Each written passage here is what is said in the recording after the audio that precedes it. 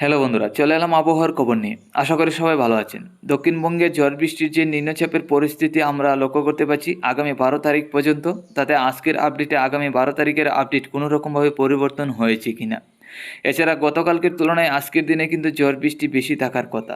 তাতে আজকের দিনে কোন সময় কোন কোন জেলায় কী পরিমাণ বৃষ্টি হতে পারে।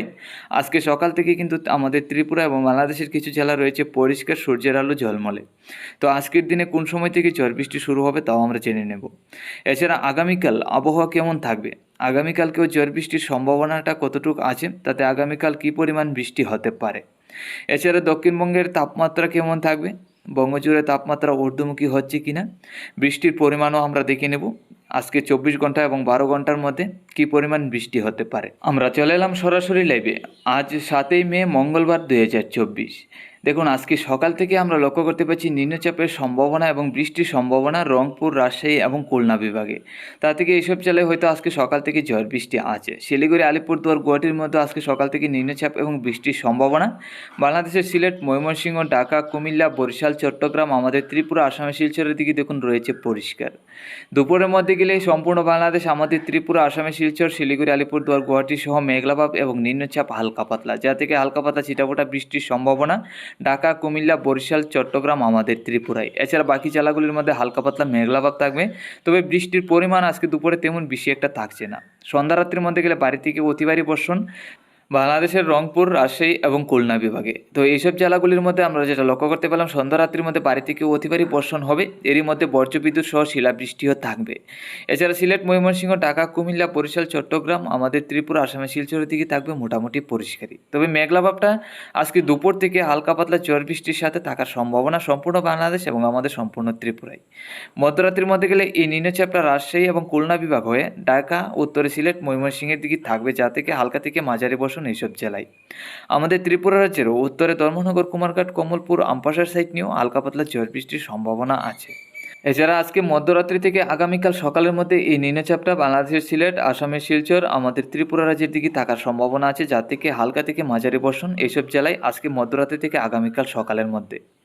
আগামীকাল দুপুরের মধ্যে গেলে সম্পূর্ণ নিম্নচাপে চলে আসবে আমাদের সম্পূর্ণ ত্রিপুরা রাজ্যে, বাংলাদেশের ঢাকা, কুমিল্লা, বরিশাল এবং চট্টগ্রামের দিকে, যা থেকে হালকা থেকে মাঝারি বর্ষণ হবে এইসব জেলায়। এছাড়া বাকি জেলাগুলির মধ্যে মেঘলাভাব থাকবে সম্পূর্ণ বাংলাদেশি, তেমন বৃষ্টির একটা সম্ভাবনা থাকছে না।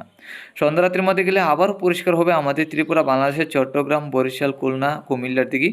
শুধু বাংলাদেশের রংপুর এবং রাজশাহীর দিকে ঝড় বৃষ্টির সম্ভাবনা আছে সন্ধ্যারাত্রির মধ্যে আগামীকালকে।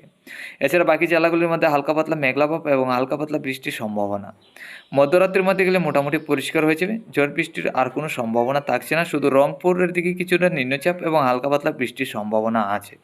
তো বন্ধুরা, আমরা যেটা লক্ষ্য করতে পেলাম, আজকে এবং আগামীকাল ঝড় বৃষ্টির তেমন ভারী সম্ভাবনা নেই, তবে আজকে সন্ধ্যা রাত্রি থেকে রাত্রির মধ্যে আর কিছুটা ভারী বর্ষণ হতে পারে রংপুর, রাজশাহীর দিকে।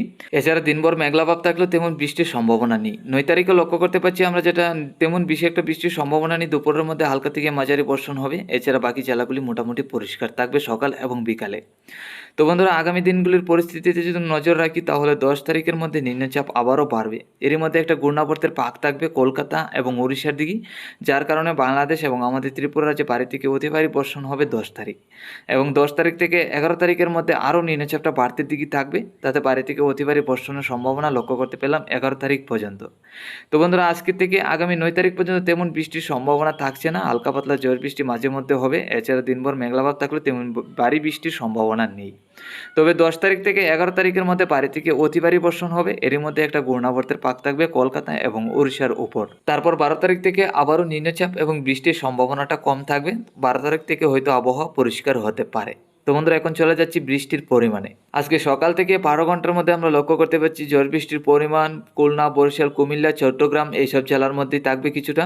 এছাড়া বাকি জেলাগুলির মধ্যে হালকা পাতলা, তেমন বেশি একটা নিম্নচাপ বা বৃষ্টির সম্ভাবনা থাকছে না।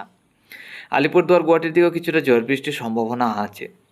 আগামী 24 ঘন্টার মধ্যে গেলে ঝড় বৃষ্টির পরিমাণটা বাড়বে সম্পূর্ণ বাংলাদেশে। হালকা পাতলা ঝড় বৃষ্টি, আমাদের ত্রিপুরা রাজ্যেও হালকা পাতলা ঝড় বৃষ্টির সম্ভাবনা আছে। শিলিগুড়ি, আলিপুরদুয়ার, গুয়াহাটির দিকেও আমরা লক্ষ্য করতে পারছি ঝড় বৃষ্টির পরিমাণটা কিছুটা বাড়বে।